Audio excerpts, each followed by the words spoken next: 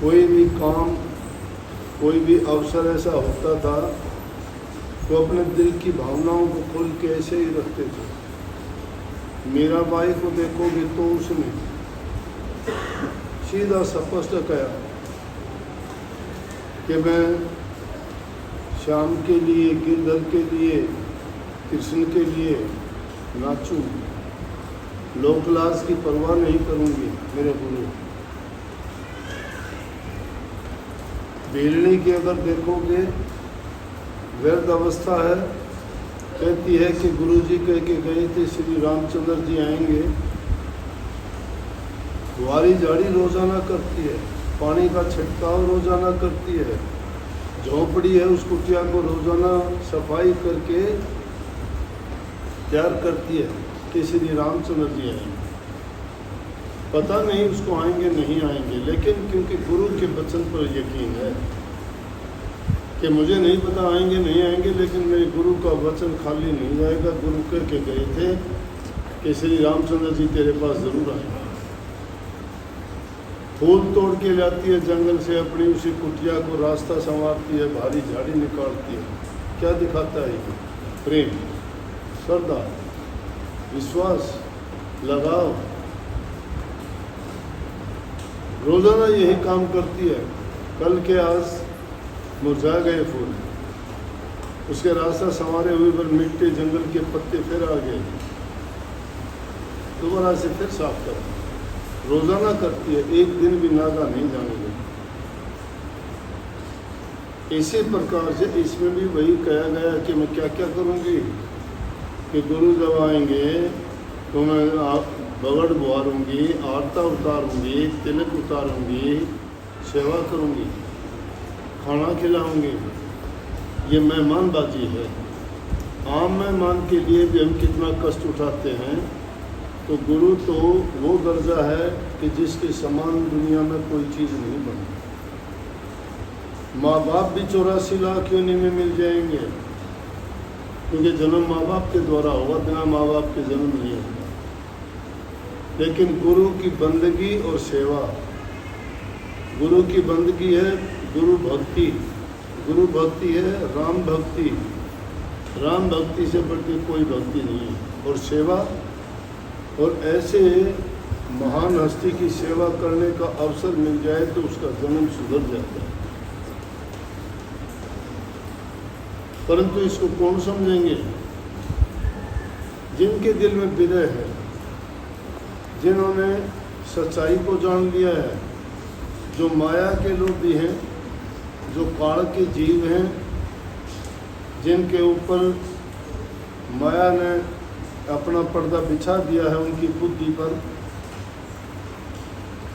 भटका दिया उनको रास्ते से, लोभ में गिर गए, लालच में गिर गए, स्वार्थ में गिर गए जो लोग, वो भक्ति के रास्ते में सफल नहीं हुए।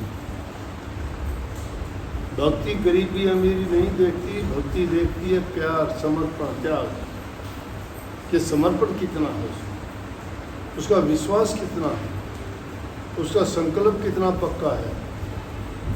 और जिसका संकल्प होता है एक तरफ सारी दुनिया हो जाए और एक तरफ वो हो जाए, तो भी वो दुनिया को छोड़ सकता है, उसको नहीं छोड़ सकता, क्योंकि उसका मकसद जो है वो सच्चाई का है। तो जिसने भी इस भक्ति के रास्ते में कदम रखा सच्चाई के साथ, वाणियों में गाते हो कि इस रस कारण बने राजा योगी, त्यागी भोग विलासी, कि इस भक्ति के रस के आनंद के कारण तो राजे महाराजाओं ने राज त्याग दिया। राजा भरथरी ने त्याग दिया, गोपी चंद ने त्याग दिया, भरत बुखारे के बादशाह ने त्याग दिया, राजा जनक होते हुए भी राजा था लेकिन त्याग जैसा ही था, कोई मतलब नहीं था राजकाज से। तो ऐसे ऐसे अनेक राजाओं की कहानी आई हैं कि जिन्होंने जिस भक्ति का रस और आनंद का जिसको ज्ञान हो गया, उन्होंने राजकाज को भी ठोकर मार दी, दुनिया के सुख वैभव। गौतम बुद्ध राजा का लड़का था, उसने त्याग दिया। महावीर स्वामी बहुत अमीर था, उसने त्याग किया। स्वामी जी महाराज बहुत रईस खानदान घर के थे, दिलवाले सिंह बहुत पैसे वाले, सोना और हीरा जवाहरात के घर बड़े थे। उनके लड़के थे जिन्हें राधा स्वामी मत प्रकट किया, लेकिन उन्होंने उस चीज़ से कोई सरोकार नहीं रखा। सूद पे पैसे देते थे। जब स्वामी जी महाराज आए गद्दी पे तो अपने छोटे भाई को कह दिया कि भाई ले आओ और जो लोगों के पैसे हैं उनको कहो कि आज के बाद में उनको कोई कुछ नहीं देना, सबका हिसाब नक्की हो चुका है। भक्ति के रास्ते में ये चीज़ बहुत बाधक है। किसी को धन दौलत मिल जाता है, किसी को थोड़ा ऊंचा पद मिल जाता है, किसी का और कुछ दुनियादारी का छोटा मोटा ओहदा या कोई ऐसी बात होती है, उनको पा के वो लोग गाफिल हो जाते हैं, सोचते हैं हमें हमारे बराबर कोई नहीं। लेकिन उनको ये नहीं पता जब दृष्टि परमात्मा की घूमती है ना, तो ये चीज़ सब मिट्टी में मिल जाते हैं, कोई साथ लेके नहीं जाता, सबको सब छीन ली जाती है। छीन लेते हैं लोग, छीन लेंगे, दुनियादारी छीन लेगी, नहीं छीनोगे तो भी छोड़ के जानी पड़ेगी, कोई साथ ले गया नहीं। किस लिए जोड़ जोड़ के धरते हो? नेक का काम में लगाओ, लेकिन जो भक्ति का धन है वो जिसके पास है वो ना तो यहाँ छीन सकता कोई, और ना यहाँ उसको छोड़ सकते हो, साथ जाए। क्योंकि हमारा साथ हमारे कर्मों ने देना है। कर्म जो है नेक कर्म, और उस कर्मों में भक्ति से बढ़ के कोई कर्म नहीं। कर्म और धर्म बोलते हो, कर्म का मतलब जो धर्म से संबंधित है वही कर्म होना चाहिए। और कर्म तो क्या है, जो सब जीव जंतु करते हैं वो कर्म थोड़ा है, वो एक परंपरा है, वो एक रिवाज है, वो एक प्रकृति का नियम है, उसके अनुसार करते हैं सारे, पेट पालना, संतान पैदा करना उनको। लेकिन भक्ति करना कर्म है, इसीलिए कहते हैं किसी कर्म धर्म का है ही नहीं। कर्म धर्म का मतलब धर्म एक ही है, और वो धर्म है प्रभु की भक्ति करना, और जो करता है वो कर्म है, बाकी तो अकर्म है, कोई कर्म नहीं है।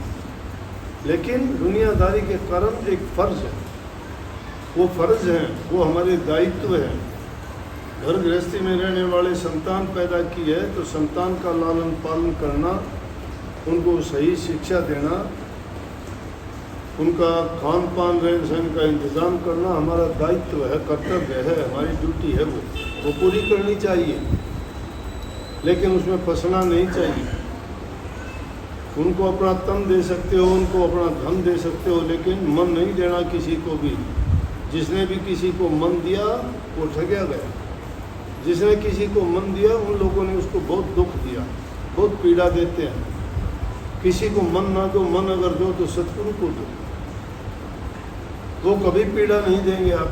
लेकिन अगर तुम लालच में और किसी लोभ में बह गए तो गुरु पर दोष नहीं देना, वो तुम्हारी अपनी गिरावट हो। गुरु अपने स्वार्थ के लिए कोई काम नहीं करता, पर हित के लिए। तरवर सरवर संत जन चौथे वर्ष में परमार्थ के कारण ये चारों धारण के। जिस प्रकार से सरोवर अपना पानी नहीं पीता, पेड़ अपने फल नहीं खाता, संत जन अपने हित के काम के लिए नहीं आते, और बरसात जो है खुद के लिए नहीं होती, उसी प्रकार से चारों इस संसार के लोगों के दूसरों के कल्याण के लिए, उनका हित करने के लिए और उनका जीवन संवारने के लिए आते हैं। इसलिए ये महिमा गाई गई। जो भी देखोगे संत मत का कोई भी शब्द वाणी होगा, उसमें गुरु से बढ़ के सब सर्वप्रथम गुरु की पूजा मानी। गुरु इंसान को मान लेते हैं, गुरु इंसान को मान लेते। गुरु पूरा अगर हो तो उससे तो हमें कभी धोखा हो ही नहीं सकता। लेकिन आज तो ये धर्म भी व्यवसाय बन चुके हैं। धर्म क्या हो गया?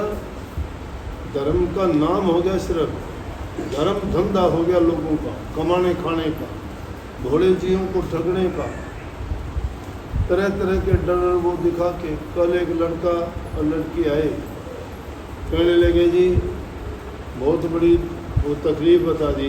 माँ बोला क्या हो गया? मैंने मेरी घरवाली को बता दिया, नहीं तागा बांध दिया। बोला 60,000 रुपये दोगे जब इलाज बनेगा तुम्हारा पक्का। अरे भाई कितने भोले आदमी हो, पढ़े लिखे हो, आज वो जमाना नहीं रहा, समझदार हो। ये बताओ, परमात्मा ने किसी के दफ्तर का उद्घाटन कराया क्या? कि किसी का दफ्तर का उद्घाटन कर रखा? ये ज्योतिषी का किया हो, किसी गुरु का किया हो, किसी पंडित का किया हो? कितने फंड दुनिया में चल गए। कोई कहता है ये मांगलिक है, कोई कहता है ये मूलों में पैदा हुआ है, कोई कहता है इसको काल सर्प योग लग गया। कहाँ से लग गई ये चीज़?